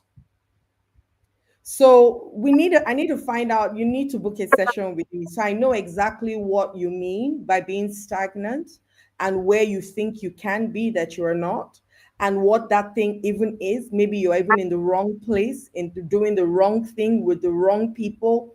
There's so many things that can make you stagnant in life. So for me to be able to give you good meat to hold, book a session so that I can figure it out with you and you can shine.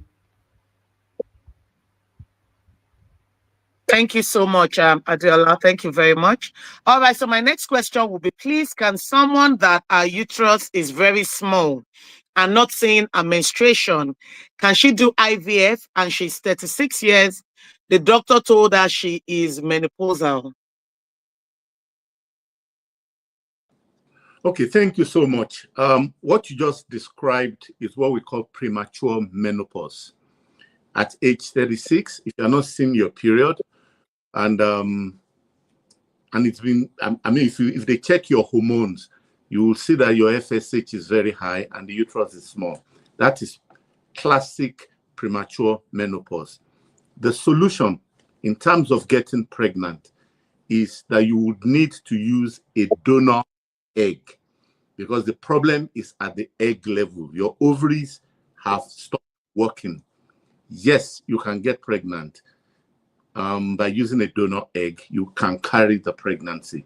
The uterus that looks small, by the time a pregnancy gets there and the hormones that we give are given, you will get pregnant. Having said that, menopausal women in their 50s, 51, 52, 53, they do get pregnant by IVF using a donor egg. All right. Thank you very much, doctor. Do I need to tell my children I used a surrogate? I'm afraid they might love me less. Madam Judith.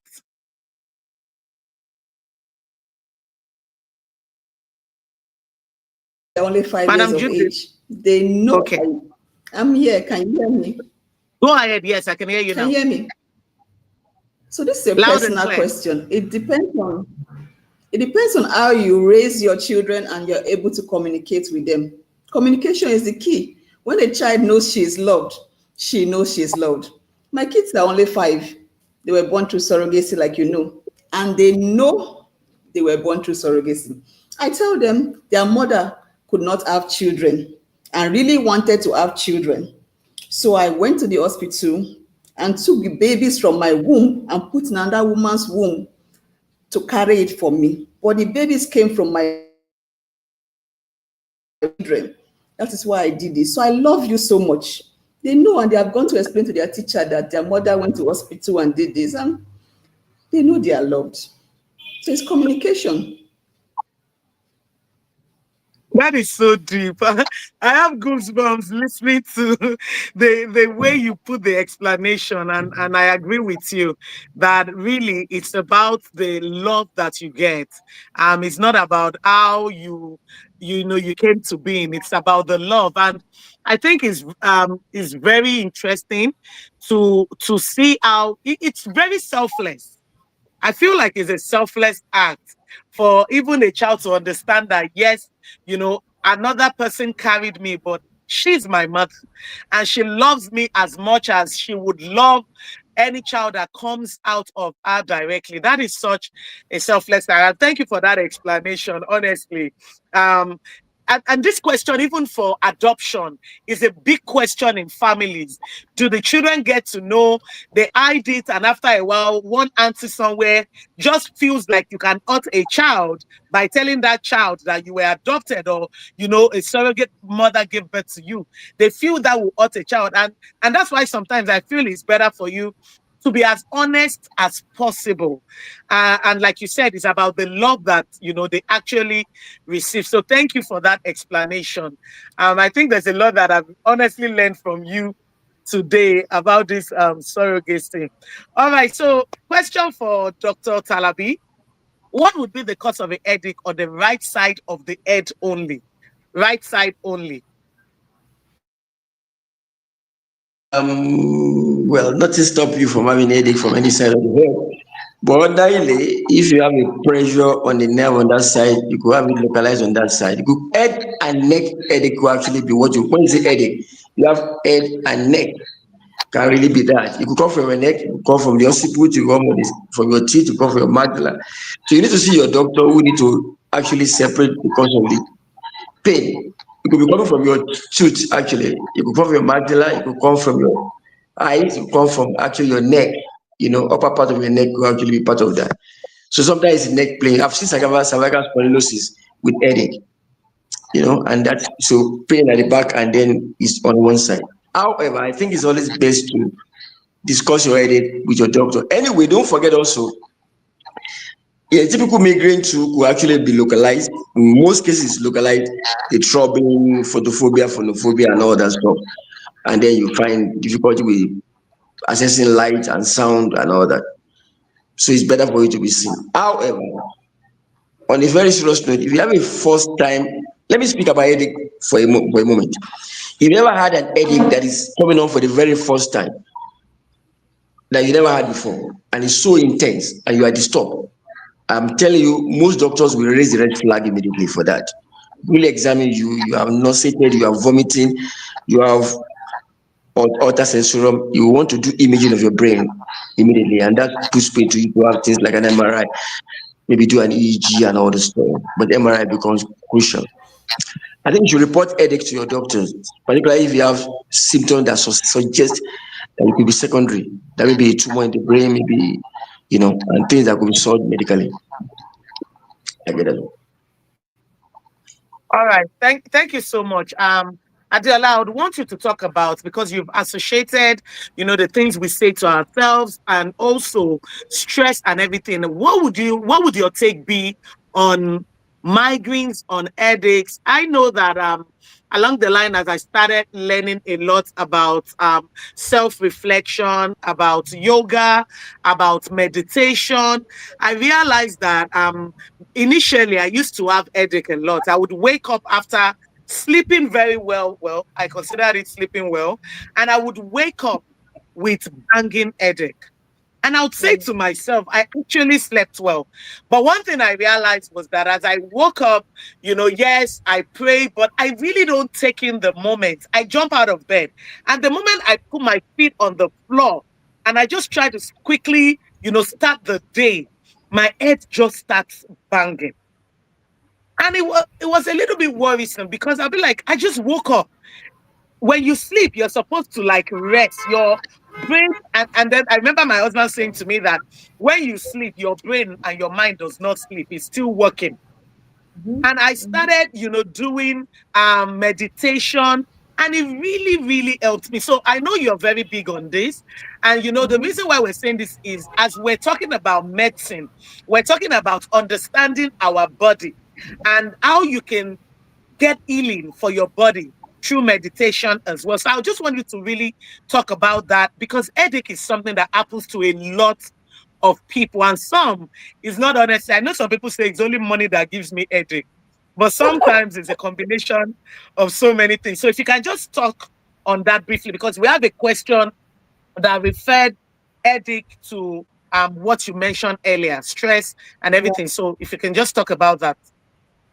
I'm a firm believer, I mean, now at least, that some of the things that we say create the cells and the problems that we have. I'll give you a personal experience.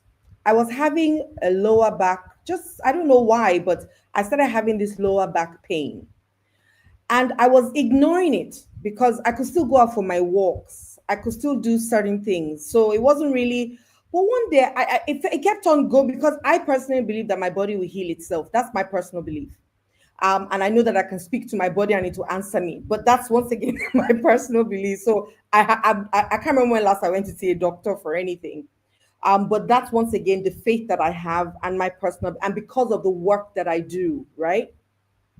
So I sat down one day and I said to myself, I'm going to find out. So there's something called, so I do something called, I'm an emotional code facilitator. And what it is that there's a belief that your body traps emotions, right?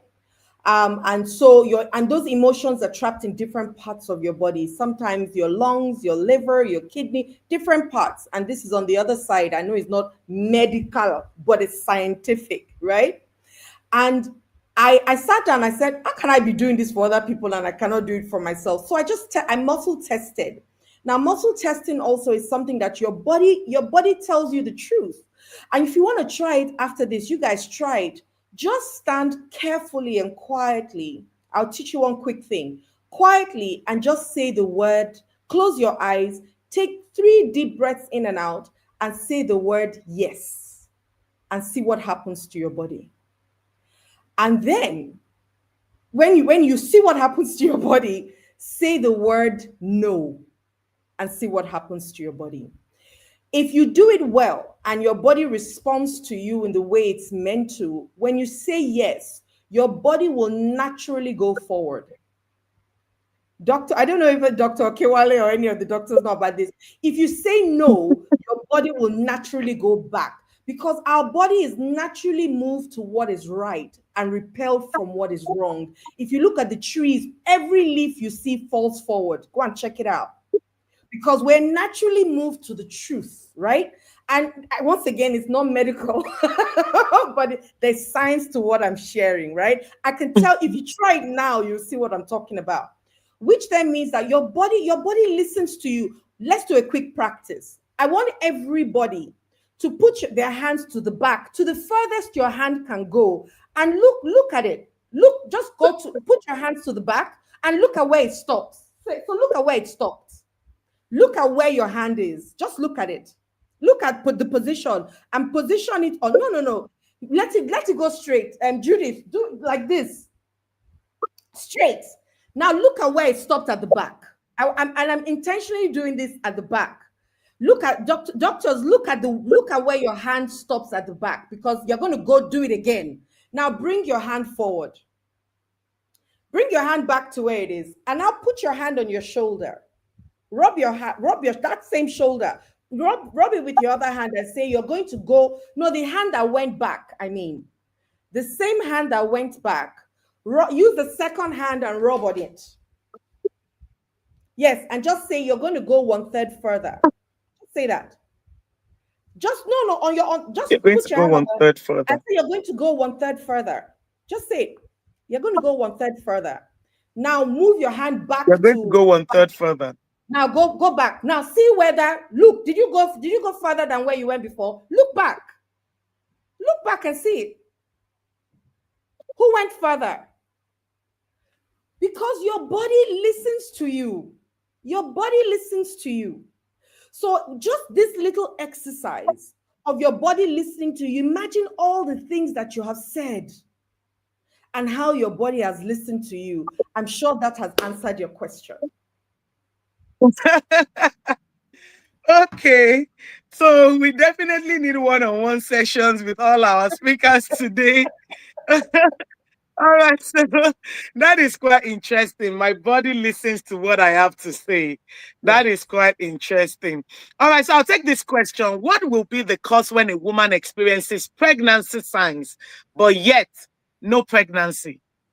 And then does having surgery for fibroid prevent a woman from conceiving again? That's from a message we got on WhatsApp. Over to Dr. Okewale. Okay. Can I have the second question again? It says that does having surgery for fibroid prevent a woman from conceiving again?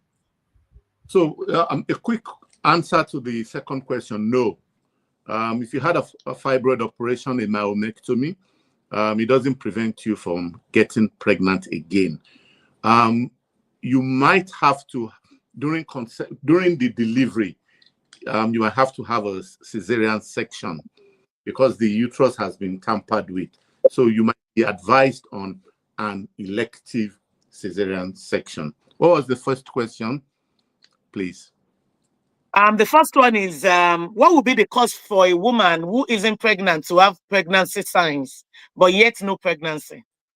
Okay, so like I explained earlier on, there are certain hormones that, those 5 hormones I described. Now, when you ovulate, I'll quickly go through again. When you ovulate, you release an egg. And immediately you release the egg, your ovaries will produce 2 hormones immediately called estrogen and progesterone. Those are the 2 female hormones. If the egg that you produced resulted in pregnancy, those 2 hormones, estrogen and progesterone, are going to maintain the pregnancy. And they are in the initial stages of pregnancy, those are the 2 hormones that will give you all the symptoms of pregnancy, more or less. The bloatedness, etc.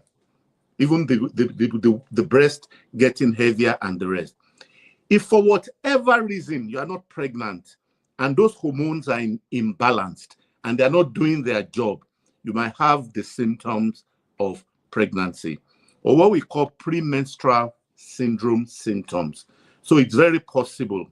But the only way you will know whether you are pregnant or not is by doing a pregnancy test, subsequently doing an ultrasound scan to confirm the fetus.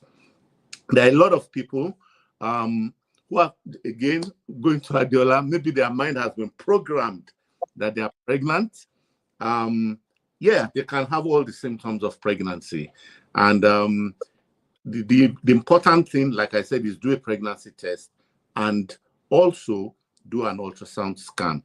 If you go to anybody and they tell you are pregnant, especially these so-called cryptic pregnancies by people who trade in babies, they will ask you not to do a pregnancy test. They will ask you not to do an ultrasound scan. They will give you drugs and hormones that mimic all this estrogen and progesterone, and you will truly believe that you are pregnant because those hormones are in your body, or your mind is telling you. They change, like Adiola said, your mind can actually change things around. You think you are pregnant, but the only way you would know whether you are pregnant or not is a pregnancy test and an ultrasound scan. Thank you. Thank you so much, Doctor. And we have so many questions. Unfortunately, I would not be able to take all the questions, but somebody sent a message, and I think this is very, very important because we've talked about the intending mother, but this question is about the protection of the surrogate mothers. And somebody wrote here that what if a surrogate can no longer have a child while trying to give birth to another's child? What happens to that surrogate? And I think this question is very important because we've seen or heard stories of somebody trying to, help someone through surrogacy, and maybe in the process they had to remove that person's womb and stuff like that because of complications.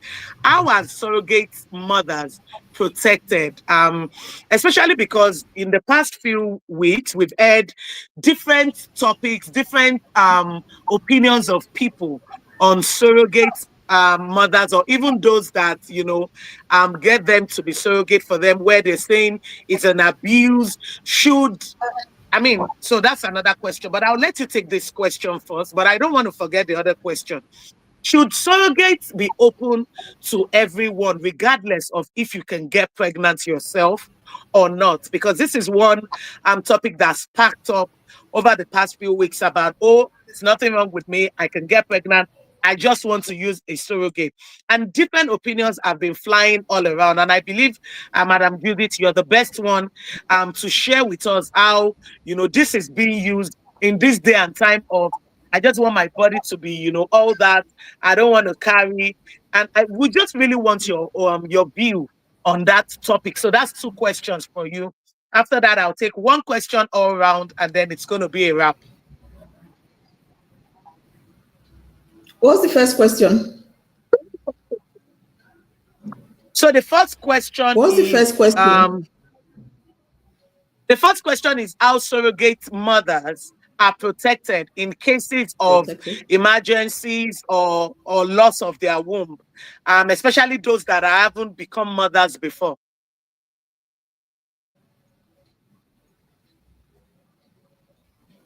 Can you hear me? I can hear you now. Go ahead. Hear me? Are surrogate mothers protected by law or anything? If that makes it simple. Surrogacy contract isn't only a surrogate contract is not only about what the parents from the surrogates. It also tells the surrogate what to expect from the agency or the parents. Though we understand that pregnancy is like any medical procedure, there could be risks. So these risks are elaborated in many surrogacy contracts, reasonable risks and such have you. So when you go through the contract and you see that this is what you are applicable to and you do not agree to it, you should not proceed. So an agreement is to protect both parties of a case.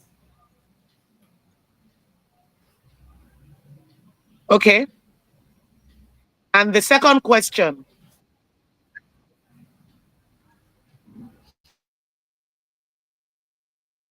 Should women who have nothing wrong with them use a surrogate? I believe that's the question. Yes, that is it. What's your view on that, based on what was going all around social media in the past weeks? Like I said in my speech, you live once. Social media, people in the world do not control your life. They will talk, but the life will continue. If you have a reason in your mind, even if it is just fear of carrying pregnancy, it's a genuine reason. Why should you carry a 9-month thing if you are afraid? And if you can afford it, live your life. Do not worry about the world. All right. Thank you very much for that. All right, so this is for Adiola. When I'm in a noisy area, I try to focus on something. I start to have a mild headache and I can't focus at all. And this person wants to know the cause. So the person loses focus and concentration easily, so to speak. There are too many questions to ask you to know how to help. Right? But yes, I totally agree. Too many questions. That's a sentence that is, even me, I'm confused. So I don't know how to answer it. However, I'll ask you another question, and okay. I'll just recommend the person. I'll just recommend the person honestly books a consultation with you, because it's very important. TeleDoc app is on Google and Apple Store. So please, the link will be shared to your various platforms, email, WhatsApp, however you got the information to be here. Download it and look for Adiola on the app. Look for all our speakers. All our speakers, you want to know everything about surrogacy, how to get a surrogate, how to get the hospital to do your IVF. You can talk to Madam Judith. You can also talk to Madam Adiola on TeleDoc as well. Ask your questions. Some things are so deep that we can't be asking here because it's personal. When you're having headache, pain, health challenges, you know that you want to book a consultation with Dr. Talabi. He's a neurologist, and all these things are truly personal. And the same goes for fertility, infertility, IVF, hormonal issues and stuffs like that. You need to book one-on-one. However, you will still direct this to one-on-one, but I've suffered trauma from lost relationship. What can I do to heal up? I know you will still say one-on-one, but just say something. What if I was going to tell you anything, you will not believe it. You will not believe how simple it is. Because they have taught us that hard work is what will make us receive something, right? So if I said to you, let it go. If I just said to you, sleep over, by the time you sleep tonight, say, you know what, I cut off ties and cut off every cord to the pain and the trauma, and I wake up tomorrow morning feeling free, fresh, and whole again. It's as simple as that. But for you to do what I've just asked you to do, it is well. It is well. I mean, it sounds so simple. You said it is that simple, but I wish it was that simple. But that's where the we would try. So we need to find out really what it is, what the trauma is, what story you're telling yourself about, because it's not the incident. Nothing means anything except the meaning you give to it. So it's not the incident. It's what the story you have told yourself about the incident that is the trauma. It's the meaning. I won't let you answer this other question, but I'm going to read it out. But please book a consultation. It says that I don't feel myself and I have all these symptoms, but I don't know the cause of my worries or my stress. I just know that I am moody and I don't even know why. Book a session with Adeola. There is more to it. We need to go to the root to find out, because there is no reason for you to be moody without a reason, if that makes sense. There's a trigger somewhere, and we would give that to Adeola for you to go have a one-on-one. I was telling you about my lower back, the pain in my lower back. So when I checked myself, I'll round it up. When I checked myself, the words and the emotions that were coming up was betrayal, resentment, anger. That's what was deposited in my body. And the moment I released it, I slept that day and I woke up the following morning and there was no pain in my back. You just released it like that? I promise you. Hey, because there's a way we do it. You. So I'm releasing so many things right now. I'm releasing so many things right now. You made that deal, like she said, it's actually that simple. So it is that simple. But we like walk. If they don't tell you to go to the mountain 7 days with mountain and brimstone, you don't feel like you're afraid. If all you just need to say was, God, I thank you for this good thing that has happened to me, and walk in it, but we don't believe it. Okay, you would need to teach us how not to be stressed for next week, because somebody needs that. Somebody needs to hear how not to be stressed for next week or tomorrow, and just focus on the day. That one is personal. I need to come and learn. There's a lot next week. How is it that I have to be calm, receive calmness? Cut off all that stress right now. All right, so this question is for Dr. Okewale. I have high prolactin and low progesterone. What can I do? Okay, thank you so much. Yeah. So high prolactin, what it does basically is it would not let you ovulate. So if they check your progesterone, it will be low. Day 21 progesterone indicates whether you ovulated in the previous month or not. So it's not unsurprising that you have low progesterone and the high prolactin.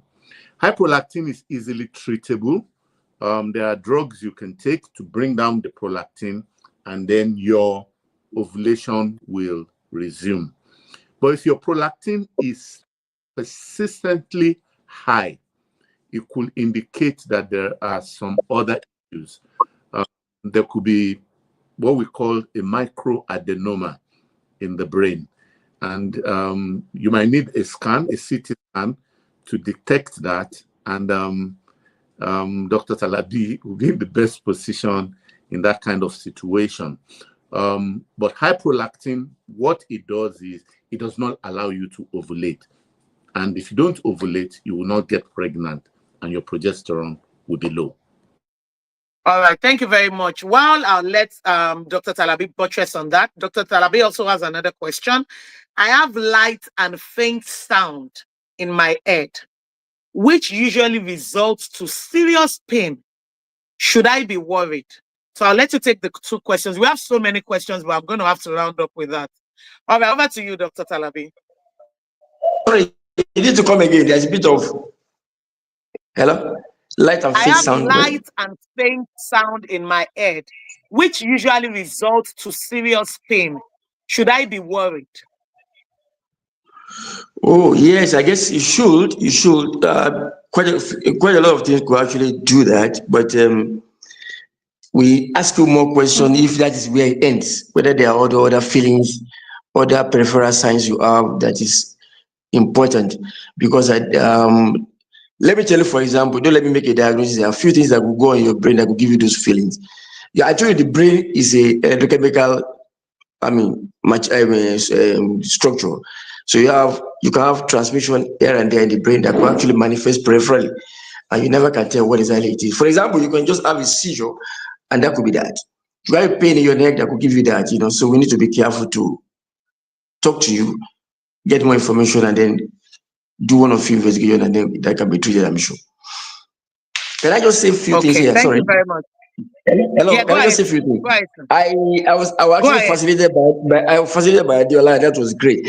She did mention one thing. She mentioned about somebody who begin to have what it was called frequent motion of the bowel and all that, and then she spoke all in the realm of more psychology. Now, there's a brain-gut axis. So, brain-gut axis. If you find somebody that is a little bit, upstairs, whatever, agitated, whatever, you could actually begin to move about. If you're anxious and you are worried, your body will also respond below. I hope you know that. So there's what you call brain-gut axis. Just like you have the brain, even the ovaries and all the stuff, they have the same axis. If you harass a lady, you can stop menstruating anyway. Just harass her. That could stop ovulation, and that could stop her from menstruating. It doesn't mean she's pregnant anyway. I'm sure you as a lady, you go out of your room, go into office one day, on your way, you say, oh, let me go to pharmacy, pick my sanitary towel, or please let me go back home and pick sanitary towel. At that material point, you have not seen the blood, but later blood will come. That is the brain working. The brain controls virtually everything below. And believe me, that's what happened. Wow. Yeah. Thank and again, you that's so what you much. call neurobiome and all those stuff. A lot of stuff about brain and other axes of the body. Thank you. Thank you. I can see everything is in sync, and everything is still pointing us to the same direction, our mind, our brain. And yes, Dr. Talabi, I agree with you. Sometimes we call things forth, and you're just like, well, I just said it. It's not even time yet. And before you know it, your mind has called it. And I totally agree with that. So I said that was the last question, but Dr. Kiwale, I need to ask this. I experienced prolonged period with clotted blood for a month. I had to take injections to stop the period. I don't even know if I am ovulating. I'm trying to conceive. Please help me. It is important that you book a one-on-one with the doctor, but I don't know if he has anything to say in 1 minute. We need to really end this. But before he responds, please, everyone try to download the TeleDoc app. If you're trying to talk to Adeola, she's Adeola Kingsley James on the TeleDoc app. Dr. Olushola Talabi, the neurologist, is as Dr. Olushola Talabi. We have Madam Akiwumi Judith from the Surrogate Twin Agency. And we have Dr. Okewale as Dr. Babatunde Okewale on the TeleDoc app. Find these doctors, book your one-on-one consultation, and be treated as an individual. There's only so much that can be done. I'm going to mute Dr. Talabi. Okay, he's muted. There's so much that, there's only so much that can be done here because there are questions to be asked. There are other things that trigger other things. And so please, you need to have a one-on-one with the various doctors that you have questions for. It's very, very, very important. Okay. But Dr. Okewale, if you can just respond to that. Oh, wow. We have lots of questions. I'm so sorry if I'm not able to answer your question. Please, on each of the doctors, we've put their names there. Please, you can find them on the TeleDoc app. Okay. Dr. Okewale, please respond to that as we round up. Okay, thank you so much. So like I said earlier on, the hormonal imbalances can cause a spectrum of disorder, and menstrual disorder is one of them. And even within the menstrual disorder, there are two extremes. On one end, you might not be seeing your period. On the other end, you might be having excessive period. And in the middle, your period might just be normal. So there are 5 hormones that I explained earlier on. So whenever you're having heavy period, irregular period, clotted periods, and the rest, 2 investigations will clarify things for you. Hormonal assay, which will check all those 5 hormones, and an ultrasound scan, which will check the inside of your womb. It could either be the hormonal imbalance or problem inside the womb. And within a week, you should have an answer. And if you are trying to get pregnant, it's a different ball game. Again, from those 2 investigations, most likely the cause of the infertility will be revealed. But like it's been said on this program, one-on-one will be better to clarify things properly. All right. Thank you very much. I'd like to use this opportunity to thank everyone who has showed up today. We had a sizable number of people show up from both all the different platforms. Thank you for all the questions. I'm sorry that I can't take all the questions. I promised the doctors I was going to release them on time. I have exceeded by 15 minutes. But I'm sure they are forgiving me without me asking for forgiveness. So thank you so much. Please make sure you download the TeleDoc app. On the right side of it, you can find the link for you to get help. If you're having any issue, click the live chat at the top right of the homepage. If you have any issues, if you need help finding any of these doctors on the TeleDoc app, you can equally ask us for help. Their names, the link will be shared to all the emails. You would have the link of all the various doctors. Download and book a virtual one-on-one consultation with all of them. I'd like to say thank you to my speakers. Honestly, without you, this would not have been possible because I really can't share. I'm not a neurologist. I'm not a fertility expert. I haven't gone through surrogacy, and I am definitely not a transformational coach like Adeola. I'm on that journey. Adeola is my coach and my mentor, so she's holding my hand in that journey. It's just that I have coconut edge, but I will try for my coconut head to be softer. But I'd like to say thank you so much, Madam Judith. I really learned a whole lot from you. Thank you so much, Adeola, my sister, my soul sister, like we call ourselves. Thank you so much for always saying yes to helping humanity. God bless you. Thank you, Dr. Talabi. It's the first time listening to you, and I enjoyed the way that you really opened our eyes, and especially about this headache. I'm definitely coming to you. After I finish with Adeola on that part, I will now come to you. I come to you first and go to Adeola. One or the two, Sha. I'll make sure that I speak. Thank you so much, Dr. Okewale. Please, everyone, don't forget to download the TeleDoc app. I'll leave our doctors to give us closing remark of just 30 seconds, whatever it is they want to say in 30 seconds, and that's going to be a wrap. So I'm going to start with Dr. Talabi, and then I go to Madam Judith, then I go to Dr. Okewale, and then I go to Adeola. 30 minutes starts now, and I'm counting. Dr. Talabi. Thank you very much. I guess migraine is a little bit common headache, and I think each time you have a headache, please, and you're worried about it, please just consult your doctor. You come from just things like refractive error, maybe your vision, go from infection, will go from anything in your brain. So don't trivialize headache, and don't just resort to just taking so-called analgesic every day, which could be detrimental to your kidney and all the rest. Thank you so very much. Thank you so much, Dr. Talabi. Thank you very much. Over to you, Madam Judith. Oh, so like I say, if you want a child and you know any legal, safe way that you can afford, go for it. Don't listen to the crowd. God bless you. Thank you very much, Madam Judith. Over to you, Dr. Kiwale. So, like I said again, hormone is just one aspect of a woman's overall health. There are other things. Lifestyle. You have to change your lifestyle if it's necessary. And your nutrition is also important. Thank you. Thank you very much, Dr. Kiwale. Over to you, our transformational Genge.